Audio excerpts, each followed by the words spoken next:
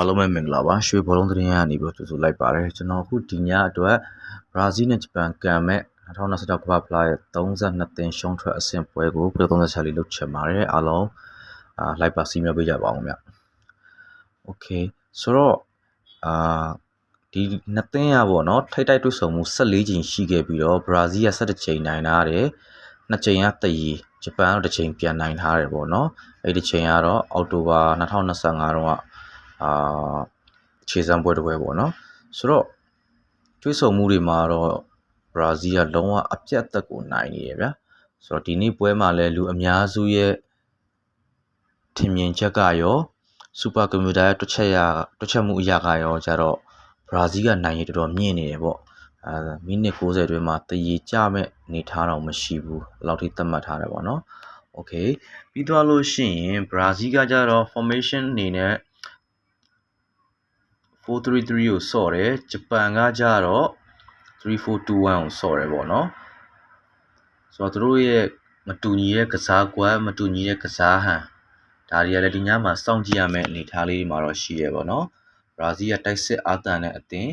ဂျပန်ကကြတော့ကောင်တာအတက်လုပ်တဲ့အသင်းပေါ့ဒါသူတို့ရဲ့ကစားကွက်ကတော့ပို့ပြီးတော့ကောင်းမလဲဆိုတော့ကျွန်တော်တို့စောင့်ကြည့်ရမယ်အုပ်စုပွဲစဉ်တွေမှာဆိုလို့ရှိရင်ဂျပန်ကနှစ်ပွဲတည်တစ်ပွဲနိုင်သွင်းကို9ဂိုးရှိတယ်ဘရာဇီးကလည်း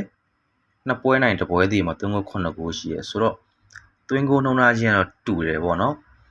ဟောဒီညကဂိုးလဲပေါ်လာနိုင်မလားလို့တော့ကျွန်တော်တို့မျှော်လင့်ရတာပေါ့နော်ပြီးခဲ့တဲ့အနေအထားတွေမှာဆိုလို့ရှိရင်တော့ဘရာဇီးကရှုံး target 6.3 ထိဒါတပွဲကိုပေါ့နော်အနည်းဆုံး6ကြိမ်ကြော်သွင်းတယ်ပေါ့နော်ဂိုးပေါက်ကန်သွင်းမှုတွေရှိတယ်တပွဲကို 2.3 goal score ဆိုတော့2ဂိုးအထက်သွင်းလေးသွင်းထားရှိရလို့တော့ဒါပြန်မြအားဖြင့်ကျွန်တော်ကတတ်မှတ်ထားတယ်ပေါ့နော်ဒီညမှာရောရှုံး target ဘယ်လောက်ရှိမလဲဘယ်နှကြိမ်လောက်ကန်သွင်းမလဲပေါ့နော်ဂိုးပေါက်ဘယ်နှကြိမ်တက်မလဲဒါတွေကစောင့်ကြည့်အောင်ပါပေါ့နော်အဲ့ချိန်မှာဘယ်နှလုံးကတော့ဂိုးဝင်လာမလဲဆိုတာကျွန်တော်တို့စောင့်ကြည့်ရမယ့်အနေထားမှာရှိတယ်ပြီးသွားလို့ရှိရင်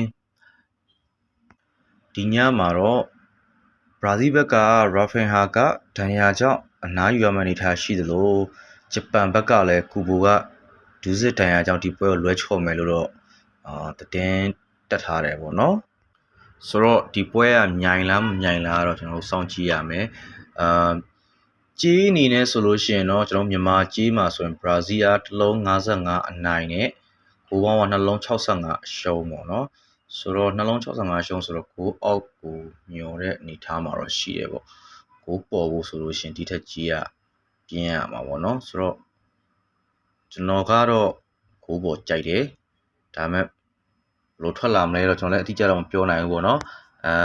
နေထားတွေရဆိုလို့ရှိရင်တော့ဘရာဇီးကတစ်လုံး55ဆိုလို့ရှိရင်တော့ကောင်းပါတယ်ဘရာဇီး2-0လောက်နဲ့သွားမယ်လို့သူတို့ကခံမှန်းထားတဲ့ပုံပဲပေါ့နော်ဘရာဇီး2-0လောက်ပေါ့ဘော်ဒီဘောကိုအောက်လေးနဲ့ပဲသွားမယ်ပေါ့အဲ့လိုမျိုးလေးခံမှန်းထားပါတယ်ဒါဆိုလို့ရှိရင်ဒီကြီးအနေထားနဲ့ဆိုရင်တော့ကျွန်တော်ကတော့မိနစ်60အတွင်းကိုတည်ကြမလားကိုပေါ်မလားဆိုတော့ပေါ်မယ်လို့တော့ကျွန်တော်တို့ထင်ပါတယ်နှလုံး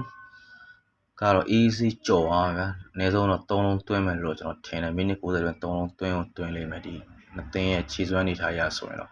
အဲ့လိုခံမှန်းတာပါတယ်လူကြီးမင်းတို့ကဘယ်လိုခံမှန်းလဲဘယ်လိုထင်လဲဆိုတော့ကျွန်တော်တစ်ချက်လောက် comment လေးမှာမှန်ပေးခဲ့ကြပါအောင်အားလုံးကျေးဇူးတင်ပါတယ်